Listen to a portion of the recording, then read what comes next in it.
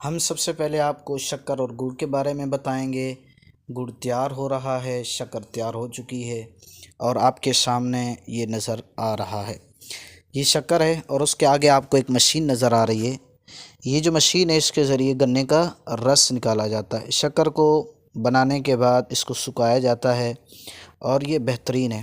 اگر آپ میرا مشورہ آپ کہیں دیں گڑ اور شکر کے اندر، یا اس میں یہ ہے کہ چینی وغیرہ کا استعمال ہے، تو سب سے بہترین چیز ہے گڑ کا استعمال کیا جائے، شکر کا استعمال کیا جائے، کیونکہ اس کے اندر کیمیکل وغیرہ یا مختلف دوسری چیزیں جو نقصان دہ بہت کم استعمال ہوتی ہیں۔ یہ مشین ہے، مشین کے ساتھ ایک بھائی ہمارے یہ اچھا ہمارے ڈاکٹر صاحب ہیں، ان کے بیٹے ہیں، یہ شکل پر بیٹھ رہے تھے تو ان کے بھائی نے دھکا دیا اور جو بازو ہے ٹوٹ گیا۔ بچوں کو کوشش کریں، تربیت کرتے رہیں، شرارتوں کرنے سے بھی بچائیں۔ بچہ ہے شرارت کرتا رہتا ہے، خیر، لیکن یہ پروسیس آپ کو نظر آ رہا ہے۔ اور ساتھ ہی ایک بھائی ہیں ہمارے جو کہ گڑ بنا رہے ہیں۔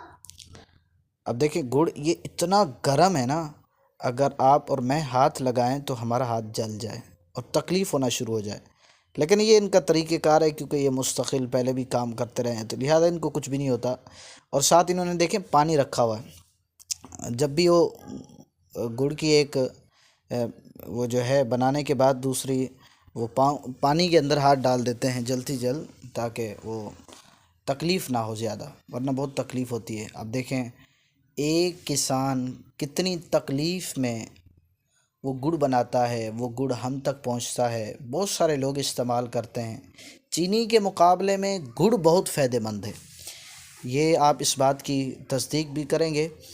اور آپ دیکھیں سب سے پہلے کیا کرتے ہیں، گنے کو جو ہے کاٹا جاتا ہے اور اس کو مشین کے اندر ڈالا جاتا ہے، جس سے اس کا رس نکلتا ہے۔ پھر اس کے بعد یہ آپ کے سامنے وہ دیکھیں، اس کے اندر کڑھا اس کو بولتے ہیں، ٹب وغیرہ بڑا، اس کے اندر ڈال کر بہت گرم کیا جاتا ہے، کافی گھنٹے کے سمجھو اس میں آگ لگائی جاتی ہے اس کے نیچے سے، اور یہ چلتا رہتا ہے چلتا رہتا ہے چلتا رہتا ہے، بہت کم ہو جاتا ہے، پھر اس کو نکالا جاتا ہے۔